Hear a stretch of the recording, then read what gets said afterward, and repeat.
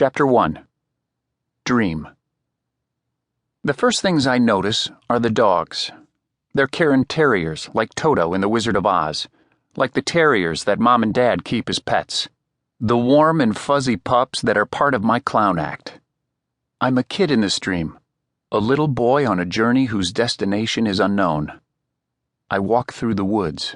The sky is clear, the sun bright, the air clean. The dogs run ahead of me, leading the way. The woods morph into a jungle. There are chimpanzees and exotic birds perched in the trees. Wildflowers are everywhere. In the distance, I make out the trumpet cry of an elephant. I hear the growl of lions and tigers. I'm not afraid because I've been around all sorts of animals. I'm a circus kid with circus parents from whom I've inherited a circus life. Are the dogs directing me to a circus where I'll put on my clown's outfit and perform? As the dogs charge ahead, I sprint to keep up. The jungle turns into a green meadow, and the meadow leads to a mountain covered with blue and yellow wildflowers. The sounds change. The cry of the beasts transform into the roar of raging water. What is the source? Where is the water? Chasing after the pups, I run up the mountainside. The faster I run, the taller the mountain seems to grow, the louder the roar. I keep running and running, wondering if this is a trick. Is this real? Will I ever reach the top? I finally do. I stop to catch my breath and survey the scene.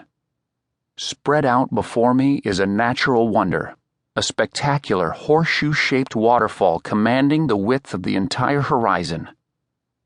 Walk over the falls. I turn around and see the man who has spoken these words. He is dressed in the billowy white shirt and satin trousers outfit of a circus performer. His face is friendly. His voice is not stern, not frightening, but simply clear. He speaks in a tone that is matter of fact, repeating the words for a second time. Walk over the falls. Although the task seems impossible, the idea excites me. It seems like fun. I want to do it. I want to know how. I want to know where to set the poles and put up the cable. I want the man to instruct me. But just as I turn to him for more instruction, I wake up. Over the years, the dream will assume different forms, but the theme never changes. Not only am I challenged to achieve the impossible, but the challenges grow in dimension. I soon realize that the man who haunts my imagination, awake and sleeping, is Karl Wallenda, the great patriarch of the Wallenda family. He is the man who fell from the high wire to his death in Puerto Rico on March 22, 1978, 10 months before my birth on January 24, 1979.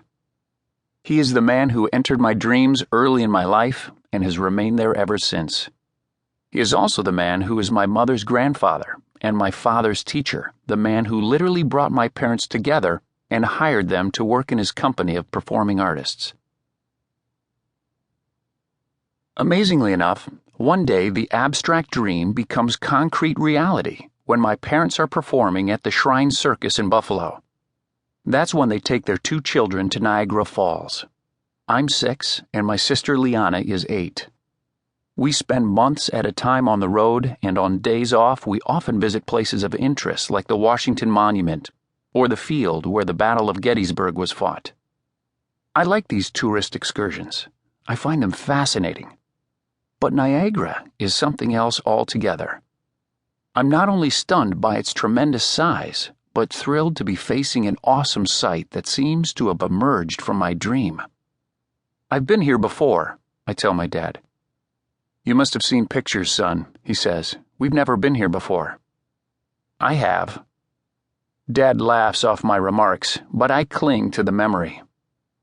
As we drive from the America side to Canada for a closer look at the rushing waters cascading some 20 stories down into the Niagara River, I relive my dream. My heart beats like crazy. I don't feel at all crazy. I feel connected. I feel centered.